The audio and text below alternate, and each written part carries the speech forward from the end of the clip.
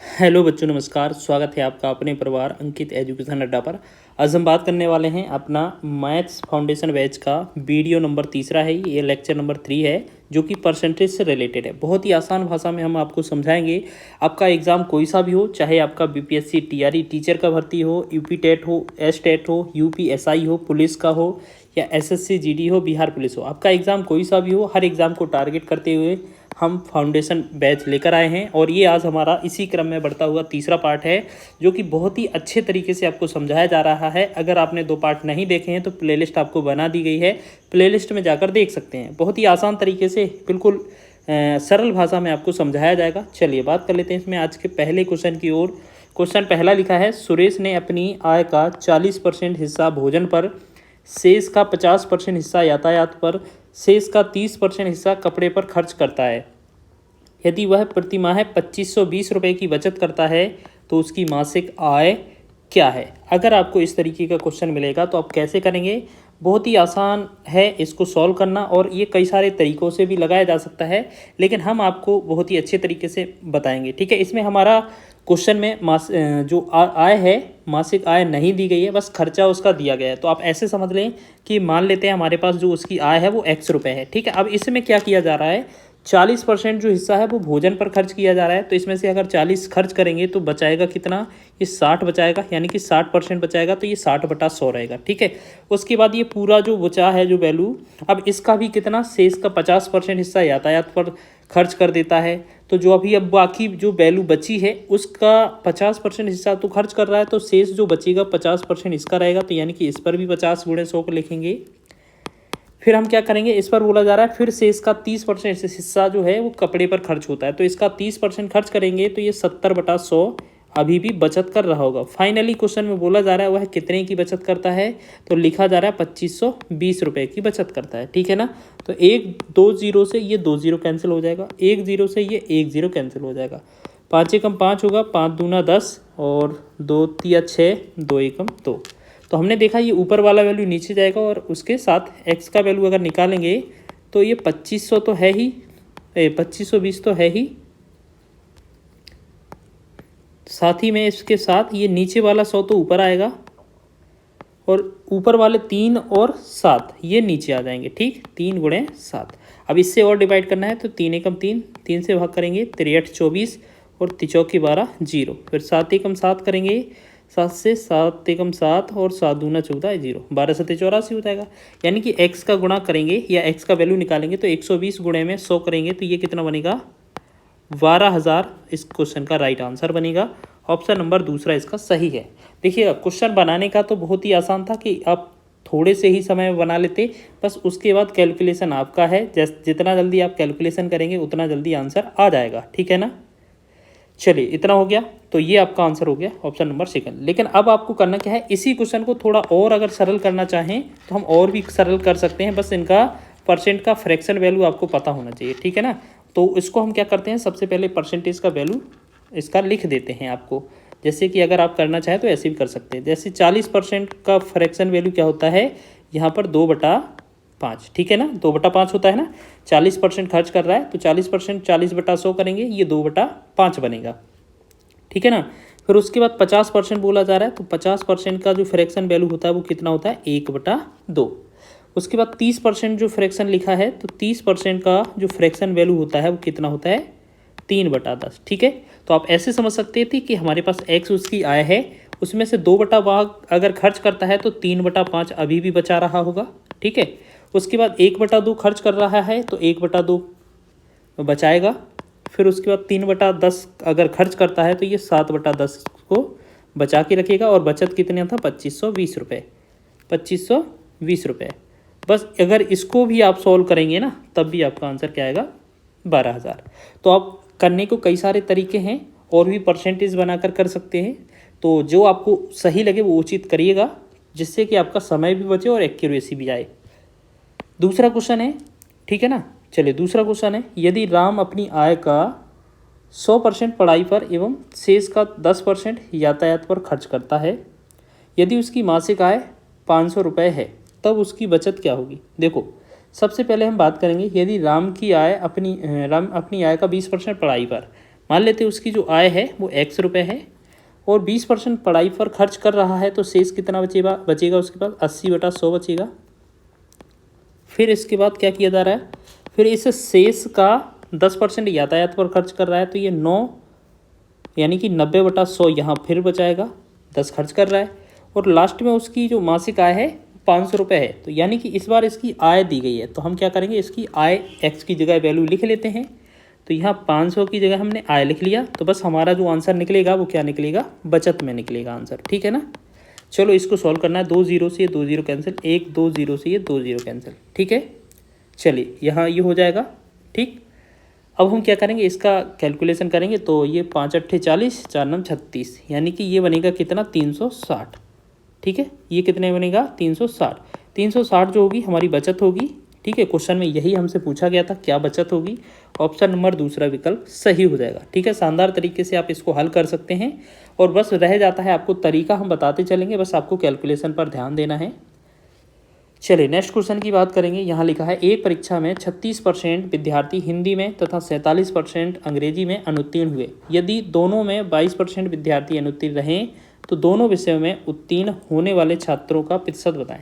देखो, अगर आपको इस तरीके से क्वेश्चन मिले तो आपको करना क्या है, देखो करने को बहुत अच्छे तरीके हैं, लेकिन आपको ऐसे समझना है। आपको डायग्राम बेस पर बताते हैं। मान लेते हैं हमारे पास एक डायग्राम ये है और दूसरा डायग्राम ये है। ठीक है, ये आप इसमें बोला है कि क्वेश्चन का आंसर किसमें पूछा है, तो दोनों विषय में उत्तीर्ण के लिए बोला गया है, मतलब पास से रिलेटेड। तो हम देख लेते हैं पहले वाले ए वाले में, पहले मतलब हिंदी वाले में कितने पास हैं, पहले तो ये पता चलाना होगा। फिर आपको इंग्लिश वाले में कितना है और दूसरे कॉमन वाले में कितना है। ठीक है, तो आप ऐसे बोला जा रहा है कि 36% विद्यार्थी हिंदी में तो 47% अंग्रेजी में अनुत्तीर्ण होते हैं। अनुत्तीर्ण का मतलब फेल होते हैं। तो एक बात बताइए, 36 अगर हिंदी में फेल हो रहे हैं तो बाकी जो अपोजिट होगा 100 में से माइनस करने पर, तो यहाँ पर कितने पास हो रहेंगे, तो ये आपका 64 इसमें पास हो रहे होंगे। ठीक है, 64% इसमें पास हो रहे होंगे। ठीक है, ऐसे ही बोला गया था कि इंग्लिश में अगर 47% फेल होते हैं तो यहाँ पर इंग्लिश में आपके 53% पास हो रहे होंगे। अब बोला जा रहा है दोनों में 22% अनुत्तीर्ण होते हैं, मतलब दोनों में फेल कितना हो रहे हैं, 22, तो पास कितना होंगे, ये यहाँ पर 78% हो जाएंगे। ठीक है, 78% हो जाएंगे। अब क्वेश्चन बोला है उत्तीर्ण संख्या बताना है दोनों, तो हम क्या करेंगे, 64 और 53 को तो जोड़ देंगे यहाँ पर, 64 + 53। ठीक, और यहाँ पर माइनस कर देंगे 78 को। ठीक, अब यहाँ पर ये पहला वाला जो था ना वो 64 था, यहाँ गलती से 54 लिख दिया गया है, तो यहाँ पर 64 और 53, अब इसको जोड़ेंगे तो ये कितना हो जाएगा, 117। ठीक है, 60 और 50 110, 117 माइनस का 78। अब इसमें घटाएंगे तो ये कितना बनेगा, 17 में से 8 गया 9 बचे, और 11 में से 8 गया 3, यानी कि ये बना हमारा 39% इस क्वेश्चन का राइट आंसर। ठीक है, तो ये आपने बना लिया है। एक तो तरीका ये हो गया। ठीक, एक हम आपको बेसिक तरीके से थोड़ा हिंट देकर बताते हैं कि अगर आपको इस तरीके से क्वेश्चन बनाना है तो ये तो हो ही जाएगा। साथ ही साथ आप इसे एक तरीके से और लिख सकते हैं, जिसमें क्या है, बस आपको डायग्राम बनाने की आवश्यकता नहीं होगी, लेकिन पैटर्न यही यूज़ करना पड़ेगा। आप क्या करें, एक तरफ लिखेंगे फेल और पास। ठीक है, एक तरफ लिखेंगे पास और एक तरफ लिखेंगे फेल, जिसके आगे का वैल्यू दिया है वो लिख लेंगे। ठीक है, पहले आपका हिंदी दिया है, फिर आपका इंग्लिश दिया है, फिर हिंदी और इंग्लिश दिया है। ठीक है, फिर आपका हिंदी एंड इंग्लिश दिया है। ठीक, अब आप ऐसे समझें कि हिंदी में बोला गया था 36 फेल हैं, अगर 36 फेल हैं तो यहाँ पर पास कितने होंगे, 64 होंगे। अगर अंग्रेजी में 47% फेल हैं तो यहाँ पास कितने होंगे, 53 होंगे। और यहाँ 22% फेल हैं तो यहाँ पास कितने होंगे, 78%। ठीक, अब क्वेश्चन हो सकता है पास के फॉर्म में पूछा जाए, हो सकता है फेल के फॉर्म में। पास के फॉर्म में पूछा जा रहा है तो आपको क्या करना है, पहले दोनों का योगफल करना है, माइनस का 78 कर देना है। अगर फेल में पूछा जाता तो इनका प्लस करते और ये माइनस करते, लास्ट वाला 22। ठीक है, तो फिलहाल हमसे क्वेश्चन उत्तीर्ण के बारे में पूछा जा रहा है, तो 64 + 53 करेंगे और इसमें माइनस क्या करेंगे, 78। तो ये भी अच्छा तरीका है। ठीक है, इसमें आंसर कितना बन रहा है, 39, तो 39% हमारा आंसर हो जाएगा चौथा वाला। आगे बढ़ें नेक्स्ट क्वेश्चन की ओर। देखिए, हर एक टाइप को आपका कवर कराया जाएगा, डेली आप जुड़े रहिए हमारे साथ। चलिए चौथे प्रश्न की बात करेंगे। तो यहाँ लिखा है, किसी परीक्षा में 80% विद्यार्थी अंग्रेजी में उत्तीर्ण हुए, 85% विद्यार्थी गणित में उत्तीर्ण हुए और 75% विद्यार्थी दोनों विषय में उत्तीर्ण हुए। ठीक है, तो 40% विद्यार्थी दोनों विषयों में अनुत्तीर्ण रहे। तब बताइए विद्यार्थियों की कुल संख्या कितनी है। तो देखिए अब हम आपको क्या है बेसिक रूप से चलते हैं जो हमने बताया था। एक तरफ आप क्या करना है फेल और एक तरफ पास लिख लेना है, ठीक है। अब लिख लेते हैं, मान लेते हैं यहाँ पर एक तरफ पास लिखेंगे पहले, तो एक तरफ पास लिख लीजिए और एक तरफ फेल लिख लीजिए, ठीक। अब हम देखेंगे कि आपका पहला जो सब्जेक्ट है वो क्या है, अंग्रेजी है, तो इंग्लिश में आपका देख लेते हैं। और दूसरा जो सब्जेक्ट है वो मैथ है, गणित है। और तीसरा जो बनेगा वो इंग्लिश और मैथ दोनों होगा, ठीक। बोला गया है 80% विद्यार्थी अंग्रेजी में उत्तीर्ण होते हैं, तो पास की जगह 80 होगा। अगर 80 होते हैं अगर आपके, तो फेल कितने होने चाहिए, फिर 20 फेल होंगे, ठीक। अब बोला है 85% विद्यार्थी गणित में पास होते हैं या उत्तीर्ण होते हैं, तो मैथ में अगर 85% पास हैं तो फेल कितने होंगे, सिर्फ 15%। ऐसे ही बोला जा रहा है कि 75% विद्यार्थी दोनों विषय में उत्तीर्ण हुए, अगर दोनों में पास 75 हैं तो फेल कितने हुए होंगे, 25, ठीक है ना।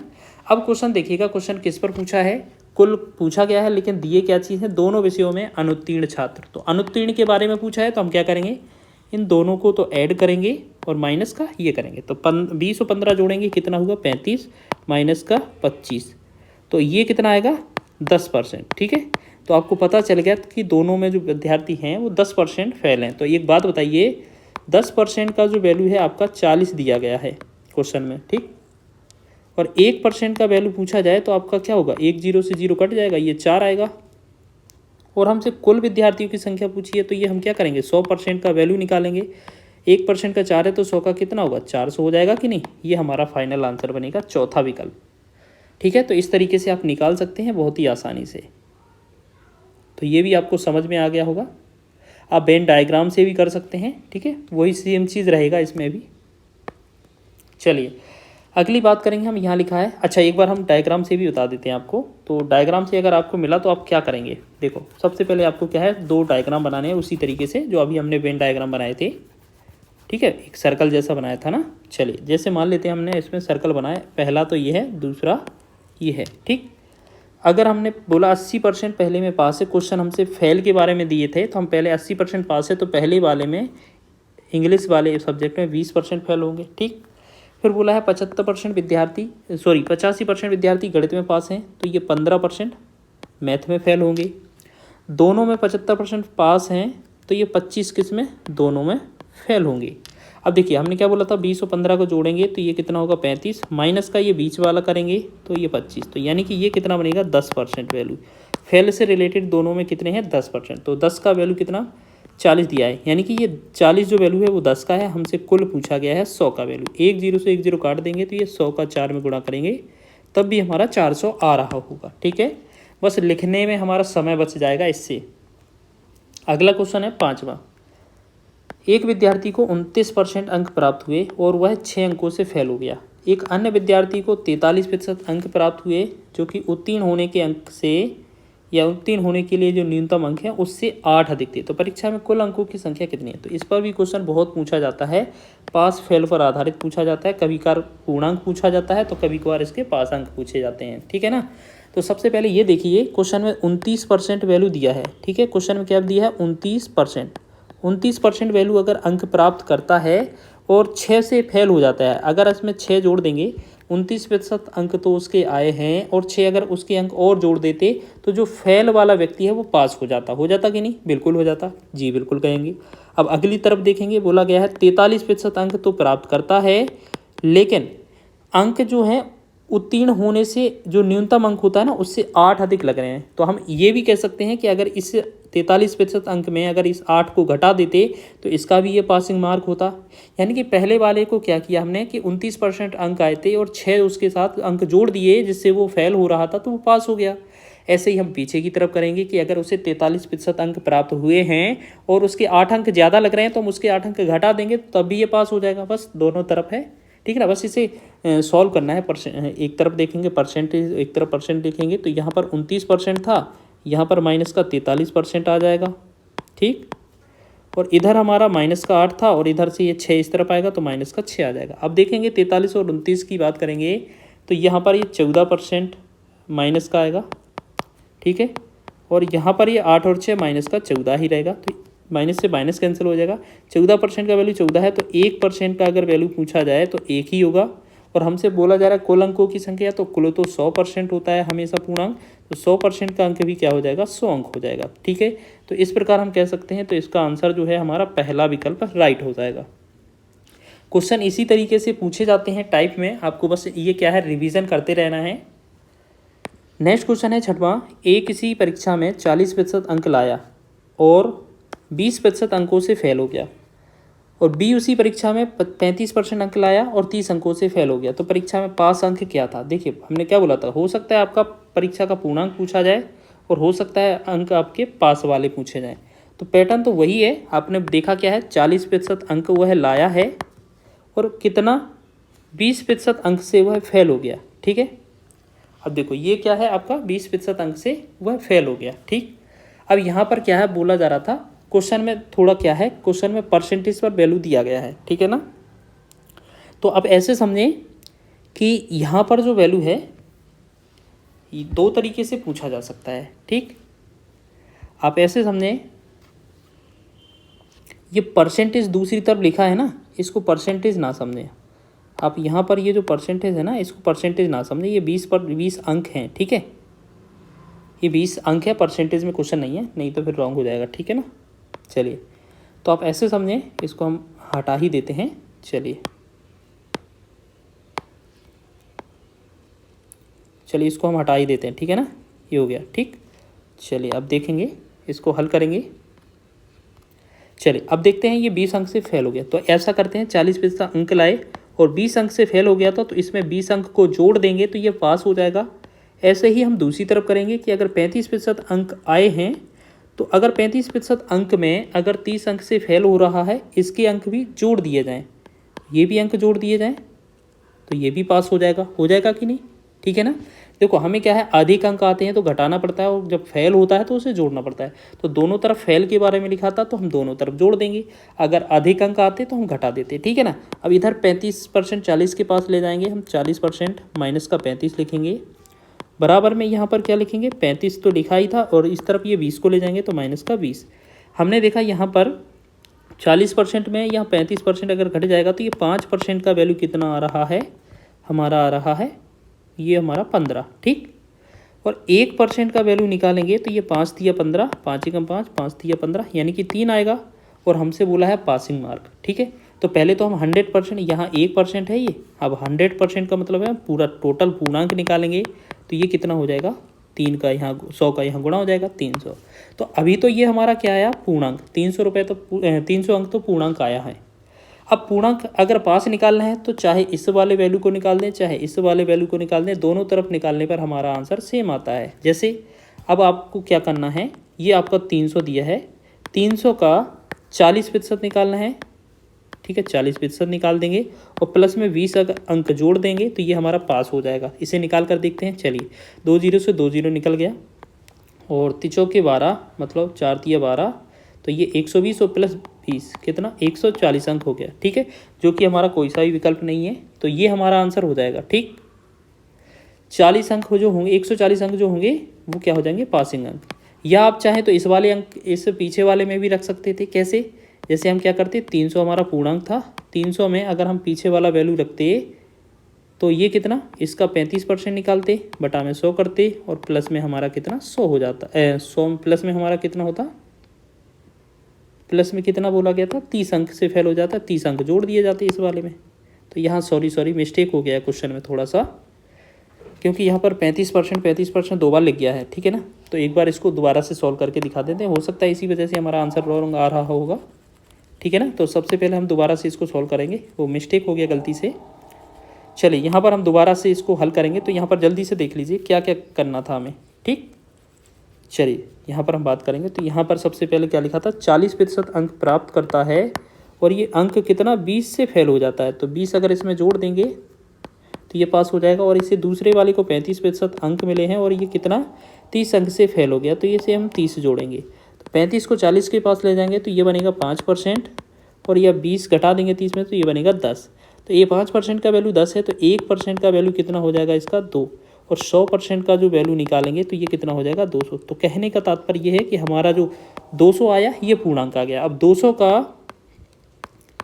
200 का अगर ये निकाल देंगे पहला वाला वैल्यू 40%, ठीक है, और प्लस में 20, तो ये पास हो जाएगा हमारा। ठीक, 2 0 से ये 100 वाला 200 का हट जाएगा, तो ये कितना आ जाएगा 40 दूना 80 प्लस 20, तो ये कितना होगा 100।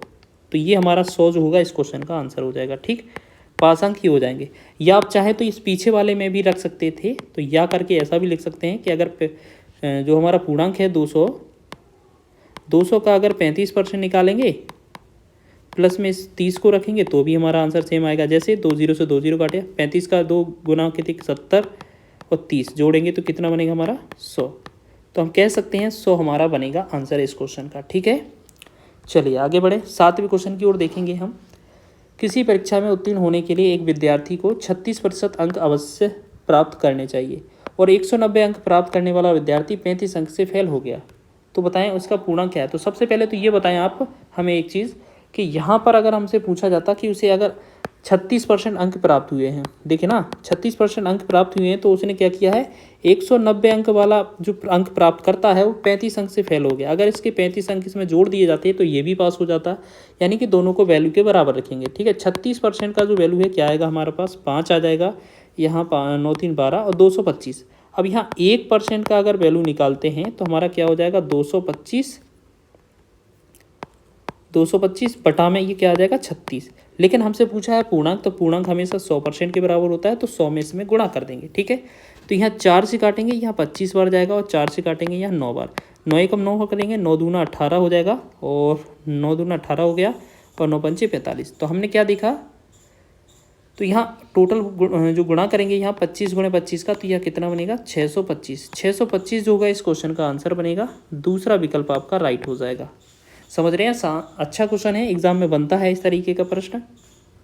चलिए अब हम बात कर लेते हैं एक अंतिम प्रश्न की और इसको भी बनाकर देखेंगे। तो क्वेश्चन 8वां लिखा है, एक उम्मीदवार को किसी परीक्षा को उत्तीर्ण करने के लिए 40% अंक प्राप्त करने जरूरी होती हैं। यदि वह 220 अंक प्राप्त करने वाला उम्मीदवार 20 अंकों से अनुत्तीर्ण अथवा फेल हो गया तो उस परीक्षा में अधिकतम अंक क्या थे। तो देखिए अधिकतम अंक का मतलब क्या होता है पूर्णांक से ज़्यादा अंक तो हो ही नहीं सकते, हमसे पूर्णांक की बात की जा रही है। तो बोला क्या गया है कि अगर कोई व्यक्ति 40% अंक करता है जो कि परीक्षा में पास होने के लिए है, तो यहाँ पर क्या होगा कि उसे अगर 220 अंक प्राप्त हुए हैं और 20 अंक से फेल हुआ है, तो अगर इसके 20 अंक जोड़ दिए जाएँ तो ये भी पास हो जाएगा। तो 40% जो अंक का जो वैल्यू है वो कितना हो जाएगा आपका 240। अब बोला क्या है 1% का अगर हमसे वैल्यू निकाला जाता तो हम क्या करते 240 को ऊपर लिखते, बटा में 40 लिखते और गुणा में 100 लगा देते। ठीक, अब लेकिन हमसे पूछा गया है पूर्णांक, तो पूर्णांक अधिकतम होता है, तो हमने 400 से गुणा कर दिया। 1 0 से 1 0, 4 1 4, 4 से 4 6 0 1 0। ठीक है, तो 6 0 मतलब 60 का गुणा 10 में करेंगे तो ये कितना बनेगा हमारा 600 जो होगा इस क्वेश्चन का आंसर हो जाएगा फाइनल। तो आप देख रहे होंगे कितने अच्छे तरीके से हमने क्वेश्चन को एक्सप्लेन किया है और शायद आशा है हमें कि आपको अच्छे से समझ में भी आया होगा और बहुत ही अच्छे तरीके से ढंग से सिस्टमेटिक एक तरीके से टॉपिक वाइज आपको हमने प्रोवाइड किया है नोट्स को। ठीक है ना, और अगर वीडियो पसंद आया है तो वीडियो को लाइक करें, शेयर करें, चैनल पर नए हैं तो चैनल को सब्सक्राइब कर लें। इसी तरीके का जो वीडियो है हम आपको लाते रहेंगे। जब तक पूरा मैथ आपका यूट्यूब पर फ्री नहीं हो जाता तब तक हम ये रुकने वाले नहीं हैं, पूरा मैथ आपको फ्री में प्रोवाइड कराएंगे। ठीक है, और ज़्यादा से ज़्यादा शेयर करिएगा, जिनको ज़रूरत होगी मैथ का वो भी अच्छे से लगा सकते हैं। इस वाले जो सीरीज़ से कोई भी बच्चा हो, चाहे फ्रेशर हो चाहे पढ़ने वाला हो, हर एक को बच्चे को लाभ मिलेगा और हर एक बच्चे का जो क्वालिटी है इसमें इम्प्रूव भी होगा और एक्यूरेसी भी बढ़ेगी। ठीक है ना, और इसलिए लास्ट में एक बार फिर कहते हैं कि आप कमेंट करिएगा वीडियो पर, क्योंकि आपकी कमेंट करने से हमें मोटिवेशन मिलता है और आगे हम वीडियो बनाने के लिए प्रेरित होते हैं। तो इसी तरह कमेंट करते रहिएगा और मिलते हैं नेक्स्ट वीडियो में। तब तक के लिए जय हिंद।